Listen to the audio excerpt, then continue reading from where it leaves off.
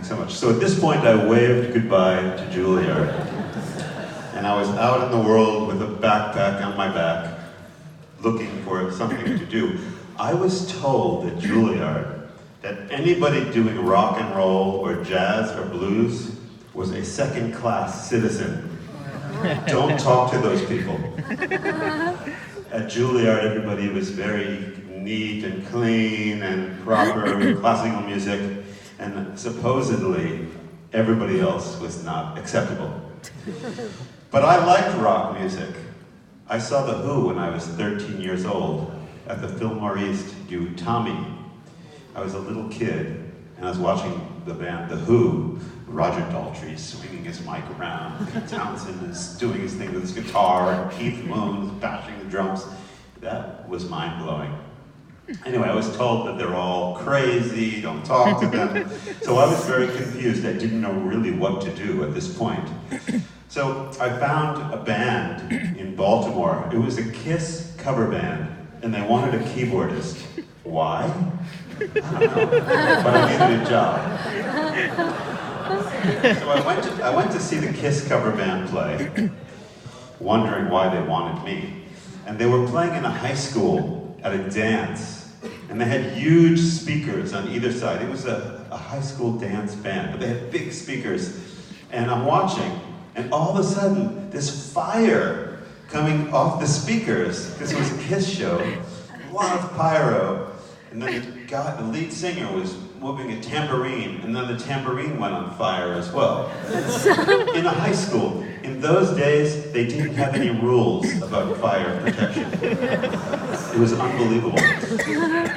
So after the show, I went up to the band. I said, guys, it's a wild fire show, it's cool, but I'm a keyboardist. What do you need me for?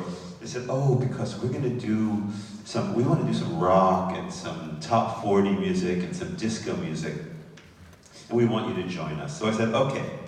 So the guitar player in the band was also a progressive rock fan.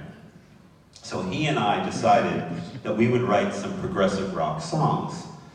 So we would go to the high school dance, and we'd play things like, disco, and like, I don't know if you guys remember Styx. This kind of stuff, all the commercial, and a whole lot of songs. But we would always play one of our progressive songs. And when we did, it was interesting to see the reaction. So imagine, this is one of the songs we played. I'll play you the first part, it went like this.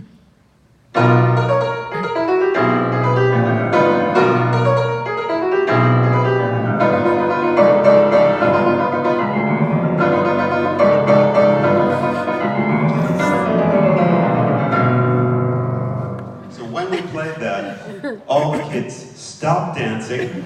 Their mouths were open wide. And then we'd play this.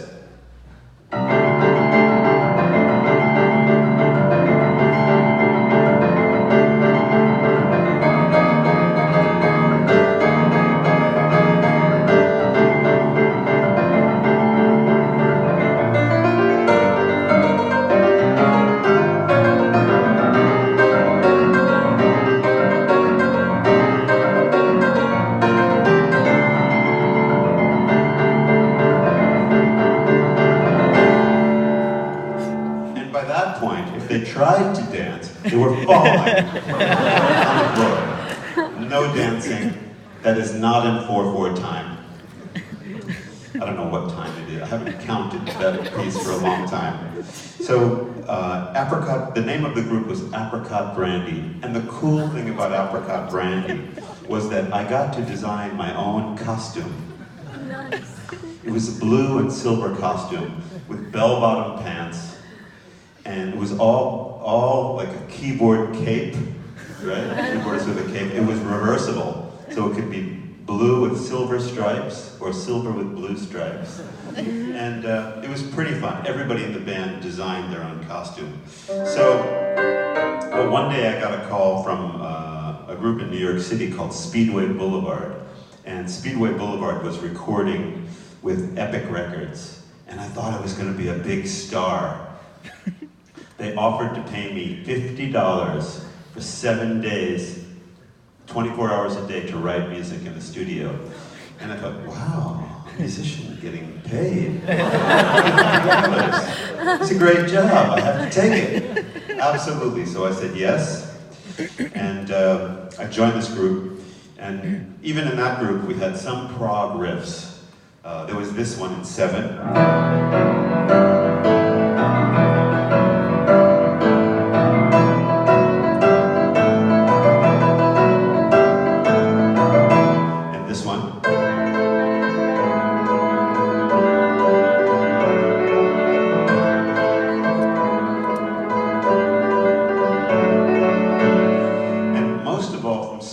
Boulevard, I remember the picture that we took. You know the band pictures where everybody's standing looking cool and tough and kind of like metal. So we took a picture, and I had the rock face. And every time now I take a picture with Dream Theater, every time I do a new picture with Dream Theater, I think back when I was so much younger now. And it makes me smile. It's basically the same. So Speedway Boulevard, the album came out. You can probably find it online. Oh, and you can also find my Johnson's & Johnson's Band-Aid commercial online. You'll definitely see it. So 3 weeks later, it was gone. You never saw the album again. I think the producers ran away. They must have been in some illegal trouble.